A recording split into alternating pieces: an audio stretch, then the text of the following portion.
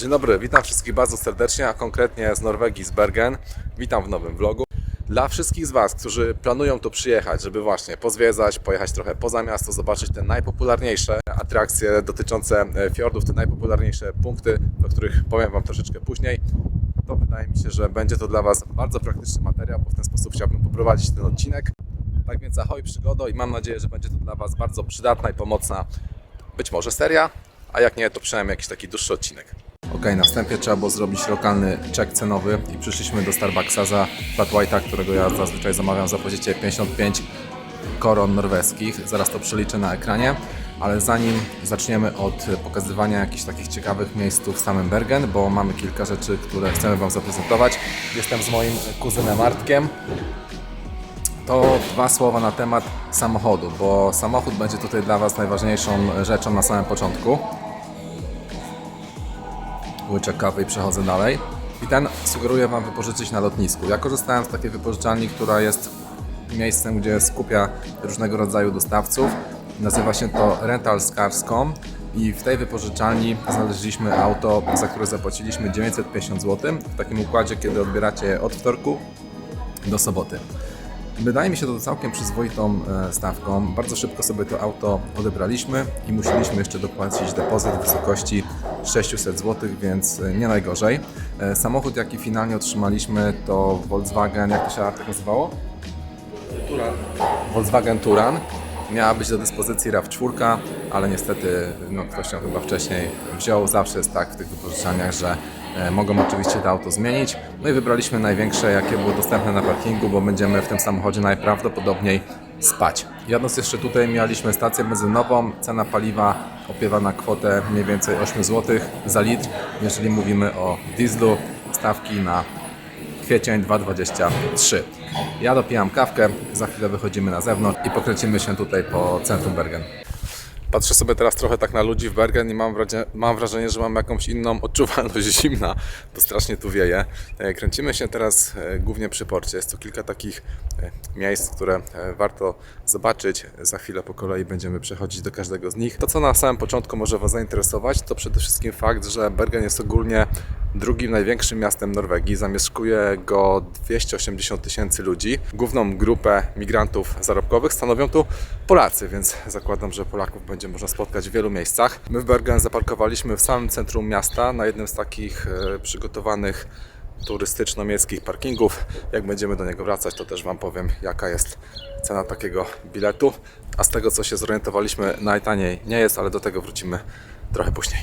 Moi drodzy, jednym z takich miejsc, które koniecznie musicie zobaczyć, są domki z XII wieku, wpisane na listę Światowego Dziedzictwa UNESCO. Nazywa się to Bryggen. Kiedyś było to takie miejsce handlu towarami importowanymi i eksportowanymi. Historycznie miejsce dotykały wielokrotne pożary. Dzisiaj znajdziecie tu sporo kawiarni i sklepów z pamiątkami, a sam spacer w tym miejscu jest naprawdę całkiem atrakcyjny. A obczajcie to! W życiu bym się nie spodziewał, że będzie tutaj ten sklep 7-Eleven Tajlandia. Ale jaja! Trzeba tu będzie przyjść na jakiegoś tościaka i to w samym centrum miasta.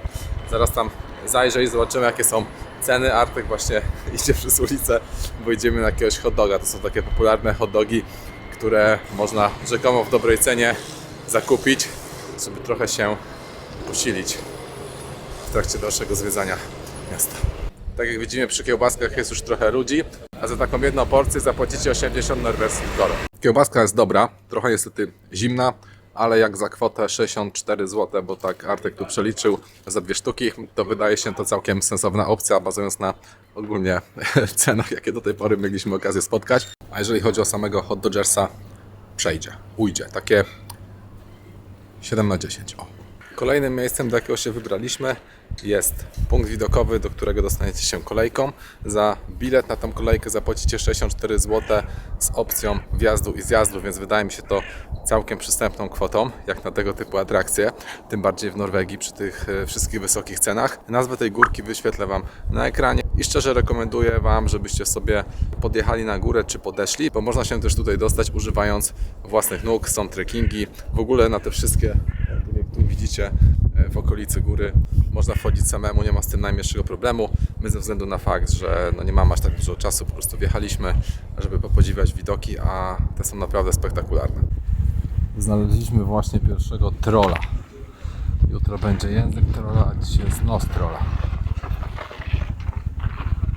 więc tego typu atrakcje możecie tutaj spotkać na przykład. Poza tym, to co muszę powiedzieć, jeszcze na co zwróciłem uwagę, że to wszystko jest super ogarnięte pod kątem czystości, pod kątem jakości. No i czyściutko, fajnie to wszystko zagospodarowane. Norwegowie bardzo lubią w ten sposób wypoczywać, czyli spacerować po tych wzgórzach, chodzić na jakieś hajki. I myślę, że to wszystko jest też taką wynikową norweskiego prawa, które zezwala każdemu na spanie na łonie natury. Jedynym warunkiem jest to, żebyście nie rozkładali na przykład swojego namiotu bliżej niż 150 metrów od jakiegoś gospodarstwa, od jakiegoś zabudowania. Co ja bardzo mocno popieram, bo przestrzeń naszej planety Ziemi powinna być dla każdego, oczywiście z zachowaniem zdrowych zasad jej użytkowania, czyli nieśmiecenia, posprzątania po sobie i tak dalej. No myślę, że od tego to chyba już nie muszę tłumaczyć. Pochwaliłem wcześniej 7-Eleven, ale w 7-Eleven w Bergen nie ma tostów. I takie 7-Eleven się nie liczy. Jak nie ma tostów i changa, nie no, z changiem to żartuję, ale tosty powinny być, bo to jest kwintesencja tego sklepu.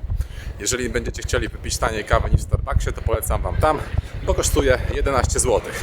A tutaj przechodzimy sobie obok właśnie tego fish marketu, gdzie można pokorzystać, pojeść sobie jakichś takich fast foodowych temacików związanych z rybami, głównie kanapek z jakimś łososiem i tak dalej.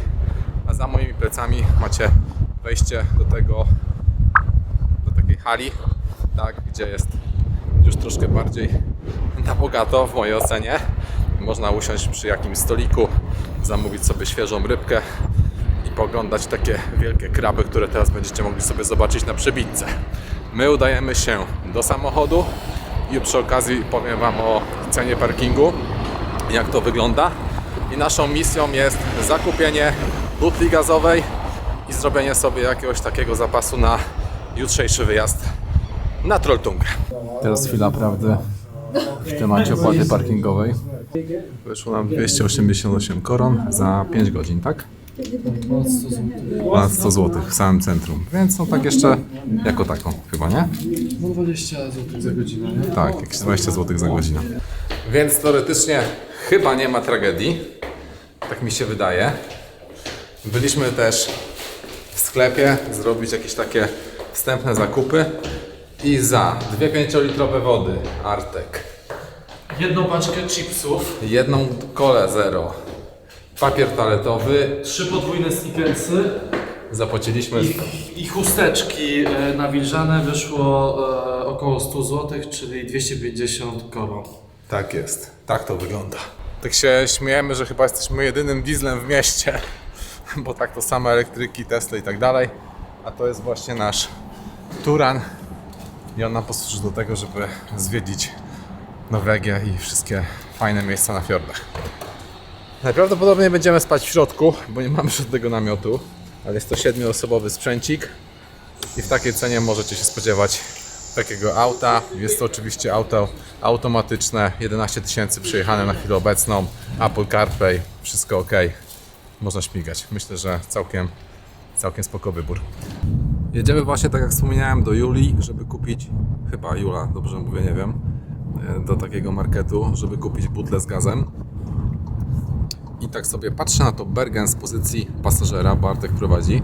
Muszę przyznać, że miasto się wydaje takim naprawdę przyjemnym miejscem do życia. Pomijając oczywiście te wszystkie depresyjne miesiące, których jest tutaj sporo. Akurat wjechaliśmy do tunelu, więc mogę być trochę mniej widoczny, ale statystyki mówią o tym, że pada tu praktycznie 200 dni w roku. Stąd też chyba większość sklepów, jakie mijaliśmy po drodze, to sklepy takie stricte górskie z dużą ilością kurtek przeciwdeszczowych i takich ogólnie właśnie ciuchów, które są związane z jakąkolwiek aktywnością fizyczną. Więc to, co mówiłem wcześniej, jak byliśmy na górce, że Norwegowie w ten sposób spędzają swój wolny czas. Dużo osób też ubranych na mieście jest właśnie w takim górskim stylu. Tak to trochę porównam do naszego klimatu na przykład w Zakopcu. Więc poza dużą ilością samochodów elektrycznych, to taki jest tutaj miejski outfit. Ok, mission completed. Jak będziecie chcieli sobie kupić butlę z gazem, to jest to do zrobienia w Jula. I zobaczcie. Takie są opcje do wyboru, wystarczy podjechać i co tam Wam będzie potrzebne i ile będzie Wam potrzebne, to możecie sobie tutaj zakupić. Ceny w granicach 129, 69 i nawet 20, tam 39 koron. Tak to wygląda. Witamy kolejnego dnia. Jedziemy już na Trolltungę i śmieję się właśnie z Artkiem, bo nie mogę zapamiętać nazwy sklepu takiego spożywczego polecanego, w którym byliśmy wczoraj. Nazywa się to Remet 1000, a kolejnym takim supermarketem, gdzie kupicie stosunkowo tanio jedzenie, jest sieciówka o nazwie Kiwi i właśnie w niej jesteśmy. Droga na Trolltungę zajmie nam około 4 godzin, z Bergen jest to 147 km, no ale niestety w takim czasie pokonuje się stosunkowo niewielki odcinek. Teraz robimy zakupki i ruszamy dalej. Zakupy zrobione i będziemy robić kanapeczki. Kanapeczki wyjdą z salami i z serkiem. Oczywiście ketchup też musi do tego być. O, już jest zrobione. Masterchef Artek tutaj się postarał. Nic nie wchodzi tak dobrze jak kanapeczka na parkingu. Tak, dokładnie tak. Że bierzemy się za konsumpcję i liczę na to, że będziecie dzisiaj mieli okazję zobaczyć bardzo fajne widoki, bo tak właśnie zapowiada się ten dzień.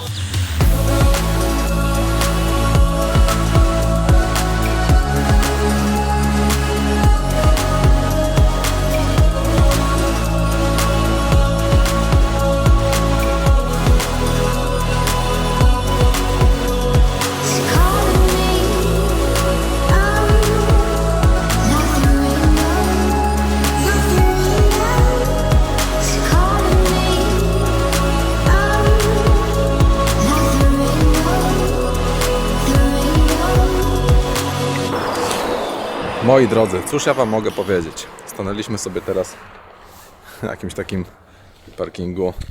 Tam z tyłu za mną takie pasmo gór przyśnieżone. Świetnie to wygląda. I w ogóle tak z Artkiem jechaliśmy i patrzymy, jaka tu jest czysta woda. Nie to co u nas Bałtyczek. No petarda, widoki są kosmiczne, cała trasa naprawdę wygląda świetnie, na razie nie przejechaliśmy jeszcze w 100%, zostało nam jakieś 100 km czy 90, stanęliśmy sobie, żeby zrobić obiadek, liofilki tak zwane i zaraz powiem Wam, co kupiliśmy, co wybraliśmy, jaka firma, bo to żarcie smakuje całkiem nieźle. Artek już tutaj zalewa wodę do grzania, a liofile, jakich używamy, to jest firma z Kielc, tak? Tak. Lio Expedition i wygląda to tak, smakuje naprawdę ok. Ile się płaciło za zupę? Około 24 zł, jak dobrze kojarzę. A za drugie danie trzeba zapłacić 42 zł i ono ma tam około 400 kalorii, tak plus minus. No oczywiście nie wszystkie dania mają tych kalorii tyle samo. No i teraz najważniejsza sprawa, czyli butla z gazem, bo butlę, tak jak widzieliście wczoraj, kupiliśmy w Julii i mamy do tego taki sprzęcik. Ja odwrócę kamerkę i pokażę Wam, jak to wygląda i też Wam powiem, z jakiej to jest firmy, bo no fajna sprawa, naprawdę. Leciutkie, wszystko hula tak jak trzeba. Woda bardzo szybko się grzeje. Tak jak Artek mówi, woda bardzo szybko się grzeje i już Wam to pokazuję. Tak to wygląda. Jaka to jest firma, Artek, pamiętasz? Optimus. Tak, Optimus. Wrzucę Wam na ekran cenę tego całego zestawu. No i tutaj dokupujecie sobie taką butlę, podpinacie to po prostu, zapalniczka i można działać. Tak jak Artek mówi, jest to trochę mało stabilne, ale o ile nie grzejecie na tym kotletów, nie smażycie na tym kotletów, no to w zupełności powinno Wam wystarczyć. Warto coś takiego sobie zorganizować, bo jadąc w kierunku tych wszystkich fiordów, no nie ma zbyt wielu sklepów. Pamiętajcie też o tym, żeby się wyposażyć w takich, o których mówiliśmy rano, czyli Kiwi, czyli ten drugi sklep, gdzie też robiliśmy jakieś zapasy wczoraj. I można sobie tutaj siadać, patrzeć na takie piękne widoki i konsumować na łonie natury. Dotarliśmy, moi kochani, jesteśmy na parkingu pod Trolltungą. Nie jest to sezon na wejście na język trolla, co prawda, bo jak tutaj informują wszystkie znaki, powinno się to robić po 31 maja, bo na górze może być dużo śniegu, może być ta trasa trochę utrudniona. Są 3 parkingi. Po pierwsze, możecie się tu dostać z Oddy, czyli z miejscowości, jaką mijacie po drodze. Jeżdżą różnego rodzaju autobusy, busy, żeby Was tu podwieźć na górę, bo droga jest taka dosyć wąska i kręta. Jest parking P1, z którego możecie wystartować, wtedy trasa trwa 38 km. Jest parking P2, na którym my się znajdujemy, jest zdecydowanie krócej. No jest jeszcze taki parking tam na górze P3, który działa tylko w takim sezonie chyba od lipca do końca września. Jest to parking specjalny, który musicie sobie wcześniej zarezerwować. Jest ograniczona liczba miejsc, bo chyba tylko 30 aut, no ale z tego parkingu trasa jest najkrótsza. My tutaj podjechaliśmy dzisiaj w jednym celu, nie oczywiście, żeby wchodzić na Trolltungę, bo jest już późno, 15 godzina, tylko żeby ogólnie zobaczyć, jakie są warunki, czy będzie w ogóle szansa, żeby się tam wdrapać. To co ważne, no to przede wszystkim pogoda. Przekraczając kolejny prom, w ogóle tak zaczął padać śnieg, taka się zrobiła śnieżyca, że byliśmy naprawdę mocno zaskoczeni, a przyjeżdżając tu znowu słoneczko, zobaczcie, błękitne niebo, petardka. A tak to wygląda tu na miejscu.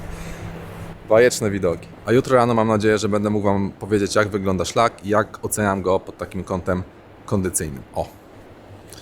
Bo to jest chyba ważna informacja dla wielu z Was. Teraz ogólnie jesteśmy w Oddzie, to jest taka miejscowość, która jest super bazą wypadową właśnie, żeby dostać się na język trolla, na Trolltungę i rozpocząć trekking. Plus jest oczywiście przepięknie położona, otaczają ją z każdej strony góry teraz przypruszone, więc wygląda to czadersko. To jest koniec tej takiej pierwszej części, bardziej organizacyjnej. Liczę na to, że te informacje Wam się przydadzą, że będziecie mieć taki ogólny ogląd na sytuację. Tymczasem wszystkiego dobrego i widzimy się na trekkingu. Ciao! Drodzy moi mili, przyjechaliśmy po raz kolejny na parking pod Trolltungą. Zaczynamy trekking przed sezonem, bo jest koniec kwietnia. Jesteśmy dobrze przygotowani, sportowe ciuchy, dużo warstw na siebie, oczywiście też górskie buty i ruszamy. Artek poszedł zapłacić za parkometr i jednodniowy bilet za pozostawienie tu auta będzie Was kosztował 500 koron. I ruszamy, tutaj początek szlaku i tam, tak jak widzicie, u góry jest właśnie jeszcze napis P3 i można podjechać na ten parking wyżej. Żeby się tam dostać tą asfaltową drogą, będziecie potrzebować około godziny czasu. Dalsze szczegóły przekażę Wam już na górze, jak dojdziemy i zobaczymy, jak wygląda trasa i sam szlak. Mały update ze szlaku. Temat wjechał dosyć mocno. Trzeba było założyć takie rakiety, żeby w ogóle wejść na ten szlak, bo się nie dało. Normalnie zapadaliśmy się prawie po metr. Mijała nas jakaś grupa z przewodnikiem, bo jest tutaj też opcja, żeby sobie pójść z przewodnikiem na taki trekking i wszyscy właśnie mieli te rakiety, więc my się cofnęliśmy do parkingu i wróciliśmy z powrotem. Teraz zatrzymaliśmy się w takiej budce, żeby skosztować jakiegoś jedzonka. Mamy stąd jakieś 5 km niecałe, żeby dostać się na język trolla w takich, jak widzicie, konkretnych zimowych warunkach. No naprawdę, wyrypa w tym jest ciężka, mówiąc uczciwie. Nie idzie się tutaj łatwo, ale myślę, że jak już będziemy u celu, to widoki wynagrodzą Wam wszystko. Tak więc nie przedłużając, sorry, że to nie jest taka relacja, w której bardzo często wyjmuję kamerę, ale nie jest to proste, bo wieje też dosyć silny wiatr. Plus jest zimno, chłodno, a ja też używam ciężkiego sprzętu, nie nagrywam telefonem, więc nie jest to takie wszystko proste, jak się wydaje. Do zobaczenia na kolejnym etapie. Myślę, że pokażę Wam już tą część końcową, kiedy będziemy dochodzić do języka trolla. I mamy to, moi drodzy, za moimi plecami język trolla. Przepięknie położona skalna półka, naprawdę kosmiczny widok. Niestety, tak jak możecie sobie tutaj zobaczyć, do not go out onto Trolltunga. Dlaczego tak? Dlatego, że zejście jest super oblodzone. Trzeba by mieć raki, może nawet czekan, nie wiem w sumie, żeby wejść z powrotem. Oczywiście wszystko jest do zrobienia i zakładam, że mógłbym spróbować, nie mając tych raków. Mamy tylko rakiety śnieżne, ale wolę nie ryzykować, bo jakieś tutaj poślizgnięcie, potknięcie się, a nie daj Boże upadek, no to już byłoby to ostatnie nagranie na tym kanale. Nie chodzi o to, żeby wejść na skałę. Fajny szlak. Cieszę się, że udało nam się w ogóle dojść w takich warunkach zimowych, zobaczyć język trolla wtedy, kiedy nie każdy go może oglądać, bo jest to dosyć ciężka przeprawa.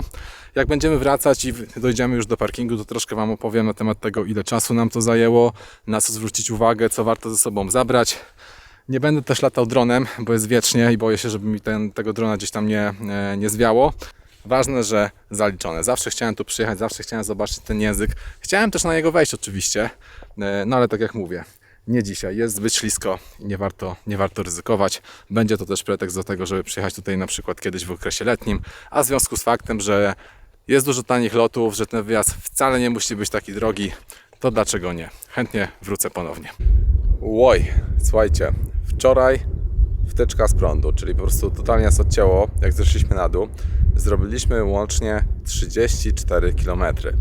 A to dlatego, że parkując na samym początku na tym parkingu, gdzie się szło na Trolltungę, nie mieliśmy świadomości tego, że trzeba sobie założyć te rakiety i poszliśmy 3,5 km na górę po to, żeby sprawdzić, jakie są warunki, czy jest śnieg. Znaczy, no, widzieliśmy śnieg, ale czy jest jakiś bardzo taki, wiecie, duży. I się okazało, że wpadaliśmy prawie po kolana, więc wróciliśmy na dół, pożyczyliśmy rakiety, wróciliśmy na górę i udaliśmy się za taką grupą, z którą szedł przewodnik, bo generalnie w tych takich właśnie okresach kwiecień, maj, no to raczej idzie się z przewodnikiem, więc trochę się pod nich podpięliśmy, przez co pokonaliśmy aż tak dużą liczbę kilometrów. Sama trasa ciężka w tym okresie zimowym. Trochę szkoda, że nie dało się stanąć na języku trolla, ale naprawdę, nawet mieliśmy jeszcze taką ekipę, która wracała stamtąd, pytaliśmy o to. Może tego nie widać na tych ujęciach, które zamieściłem, natomiast faktycznie trzeba by tam było mieć raki, żeby powolutku podejść sobie na język, bo nawet takie kamienie, które dochodziły do tego języka, były oblodzone. Jakakolwiek pomyłka, jakiekolwiek poślizgnięcie, no groziło tym, że się po prostu gdzieś tam człowiek poślizgnie, wpadnie obok. No po co, tak? Tak jak widzicie po mojej twarzy, jesteśmy super czerwoni, słońce nas dopiekło. Nie spodziewałem się tego, że aż tak będziemy się w stanie opalić, a jak widać, warto zabierać też ze sobą jakiś krem do opalania. Pomimo tych kilometrów, naprawdę super widoki. Myślę, że każdy, kto będzie w Norwegii, w tej okolicy i jest nastawiony na taki aktywny wypoczynek, powinien spróbować podejść sobie na Trolltungę. Pomimo tych 27 dokładnie kilometrów, nie licząc naszych dodatkowych, wydaje się to bardzo interesująca propozycja na spędzenie wolnego czasu. W Oddzie macie do dyspozycji kemping. Jeżeli jesteście tak jak my samochodem, chcielibyście sobie tam kimnąć, 300 koron, prysznic, można się odświeżyć i bardzo szybko dostajecie się na ten parking, z którego startowaliśmy. Teraz udajemy się na najbardziej popularną skalną półkę i następne ujęcie będzie już z tego miejsca.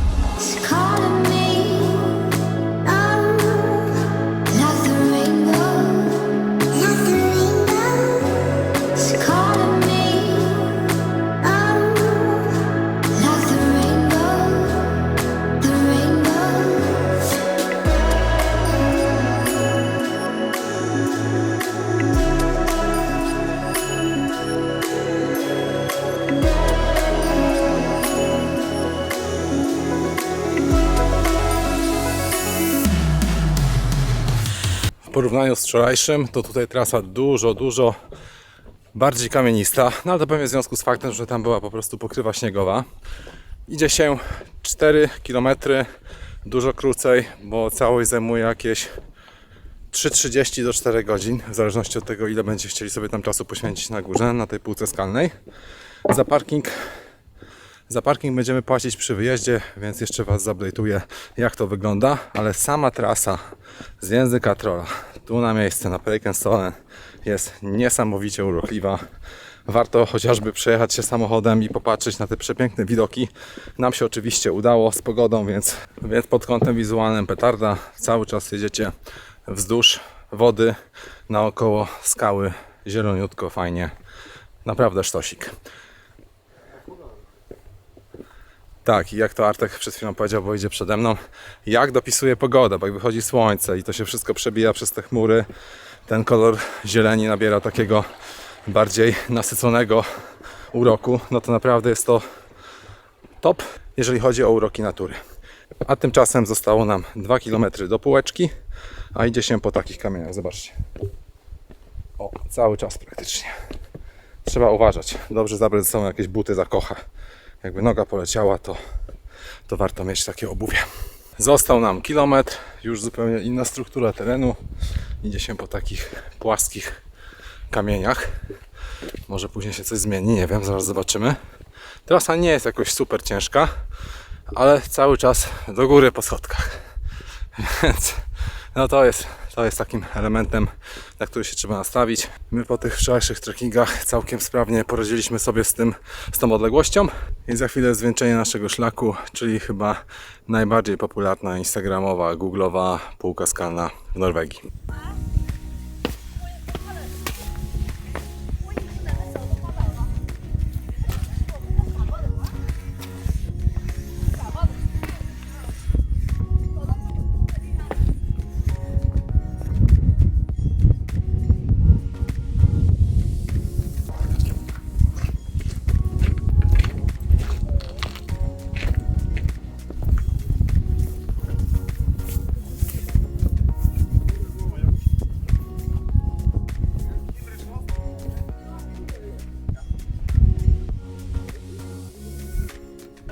I doszliśmy.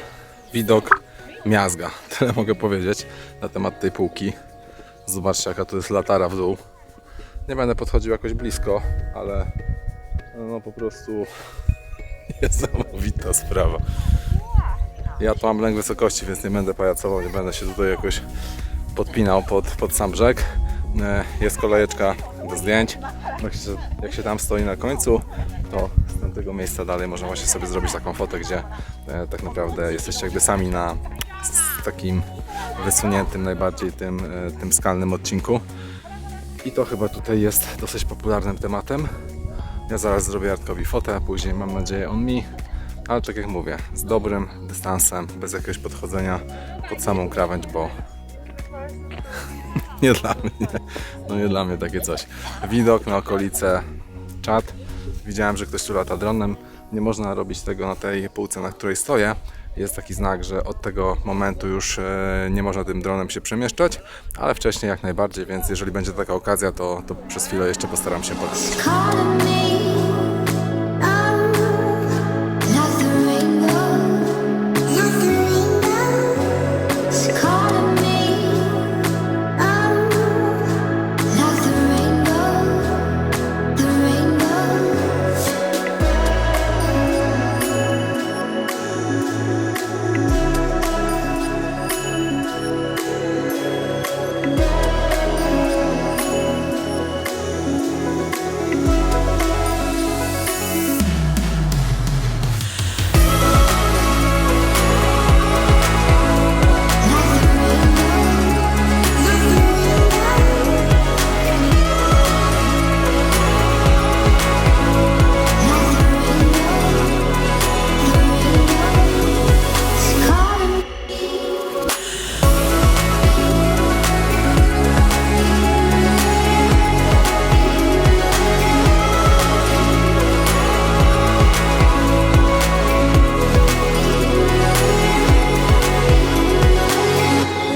We got this one day soon. We got this one day soon. Chciałem celowo zakończyć tego vloga z tego miejsca, żeby powiedzieć Wam o kosztach związanych z autem. I tak naprawdę za wypożyczenie samochodu, tak jak wspominałem na początku filmu, zapłaciliśmy 950 zł i uwaga, na połowie baku przejechaliśmy tą całą odległość, jaką prezentowałem Wam w filmie. Za paliwo zapłaciliśmy finalnie 450 zł na dwóch. Teraz jeszcze czekam na informację, ile będę musiał zapłacić za te wszystkie bramki i promy, które mieliśmy po drodze. Zostawiłem depozyt w wysokości 650 zł, więc na dole w opisie filmu wyszczególnię Wam te informacje. Te dwa szlaki naprawdę warte uwagi. Dla nas oczywiście trudniejsze warunki na Trolltundze, ale ten drugi na tą popularną półkę skalną też jest wymagający. Dużo takiego chodzenia po schodkach, coś jakbyście szli na Dolinę Pięciu Stawów Polskich w Tatrach. Ja dziękuję Wam za oglądanie, wszystkiego dobrego, trzymajcie się i do zobaczenia w kolejnym materiale. Strzała, cześć!